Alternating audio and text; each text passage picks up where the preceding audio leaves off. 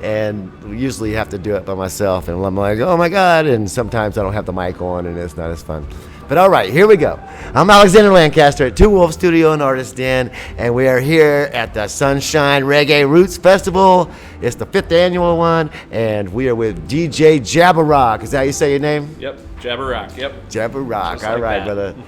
So tell me a little bit about what your music is, what you do. Sure. I started DJing about 20 years ago in Lawrence, Kansas, just down the road. Yeah, Also heard of that 785, place. obviously. Yeah, yeah. And I used to mostly do hip-hop DJing and some battles and turntablism and stuff. Wow, that's And cool. Eventually expanded my record collection, started buying old reggae and ska music, jazz, funk, soul records, and so I have, I don't know, maybe 20,000 records total. Have a small Right on. room to hold them all back home in Kansas City. And, tonight I'm playing Jamaican 45s, so there's some calypso music, ska music, roots reggae, dub reggae, anything across the Jamaican spectrum.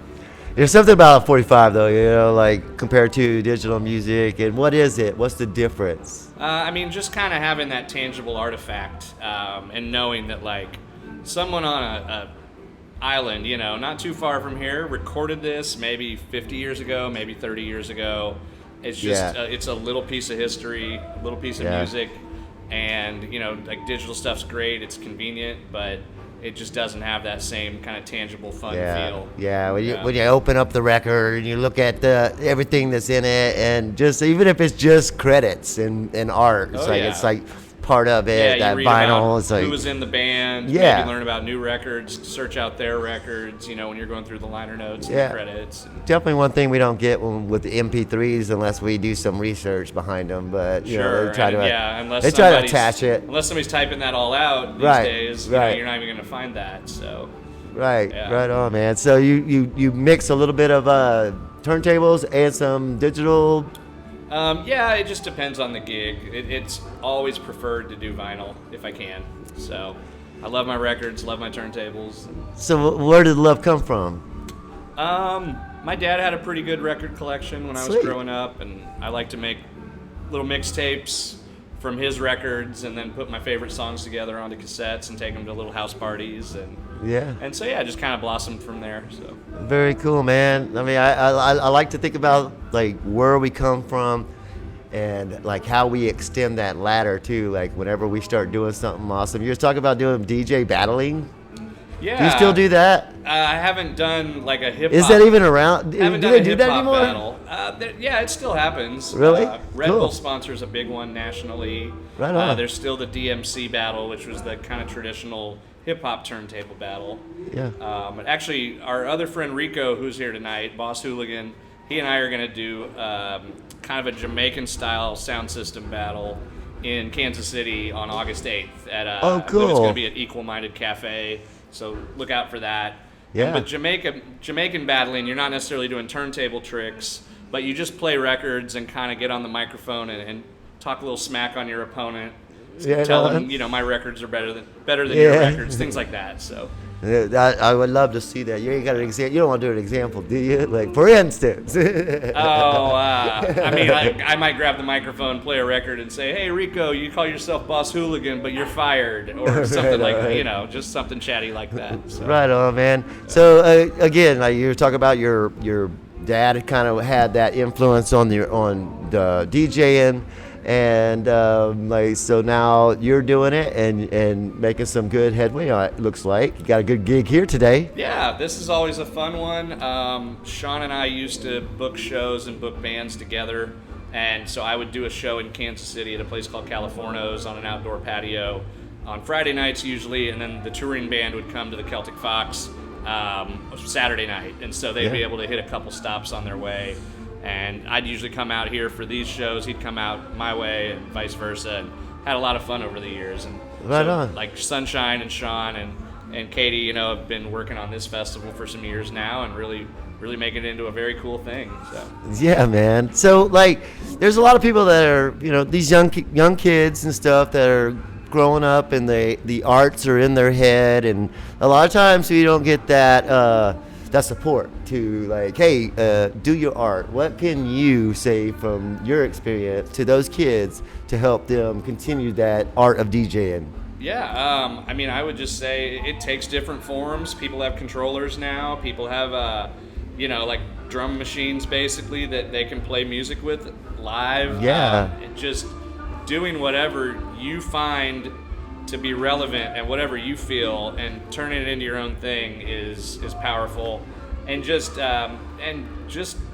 seeing what can happen. You never know what could happen. Because like when I used to play house parties, I never thought that I'd open up for some Jamaican reggae legends over the years or anything of that nature. And you just never know what can happen. So that's awesome. Just keeping your mind in the music and like keeping that collection going too. So like what are some of your, like, if you was to go through your albums, what are 3 of your albums that would just be like, these are the ones I gotta show you? Oh, wow. I mean, my all-time favorite record is Paul's Boutique by the Beastie Boys, and the original issue of it, you open it up and it's a 8-panel gatefold, wide shot of a couple corners in Brooklyn from the late 80s, and that's a favorite just because of the art, the music on that record, all the samples that went into it. Yeah. I love that, yeah. One of my other favorite records, I have a sealed copy of Motorhead's Ace of Spades. My buddy gave it to me as a housewarming gift. He found it for $0.25, and it's really rare to find that record that's not been opened because it's from the 70s. People really enjoy that record. So that's maybe kind of a rarity that I have. And I'm trying to think. Is it a pretty big collection then? Yeah, I have 20,000 records. So how big of a room is that? Is that? It's not a huge room. A lot of them are 45s, so they're a little more easily stored. I'm trying to think. My favorite 45 that I have is a Kansas City artist, and his name's Tony Ashley, and I have like a weird one-off colored pressing of one of his records. Oh, cool. So that one, I like that a lot just because of the history with KC. So where do you find some of your work? Is that a secret where you find some of your albums or what? No, I mean, you just look for them anywhere. Just all over the place? Record stores, traveling helps because records are kind of regional. Yeah. But sometimes you just put out a Craigslist ad up and say, hey, I want to buy some records, and you never know who might call. So. Right on, man. Is there anything else you want to add real quick? No, just I want to thank 785 for their support over the years. I know they've helped 100%, Sean promote some shows we've done. For sure. Definitely helped with this festival, putting the word out. Helping with this broadcast right now. Thank you, Chris. That's great. Well, this is DJ Jabberrock, and I am Alexander Lancaster, and we are at the Sunshine Reggae Fest. And come on out and see him DJ here. And when are you going to start? I'll be back on for a bit after this band, and right our on. buddy Boss Hooligans on as well, and then a bunch of slate of great bands tonight. So what's one of the bands you're like really like? Oh my God, I gotta see! I can't wait to see this band. So my friends formed a band during COVID called Maganda, and they're going to be on. I don't know, maybe in the next couple hours at some point, but I have yet to see them play live. So looking forward to that. I've seen them in different bands over the years, and now there's just kind of a new conglomeration of people. So right on. Well, come on downtown. We're on 8th Avenue. We have What's Good For You. We have Two Wolf Studio, Celtic Fox, and a bunch of vendors. Lots of great music, and just a beautiful vibe. What about that vibe out there, man? Oh, it's great. Now that the rain's passing, come on out. It's time to party. It is. Yeah. The sun's coming out, and it is truly a Sunshine Reggae Fest. I'm Alexander Lancaster. We've been with Jabberrock right here on 785 Magazine. Thanks for joining us.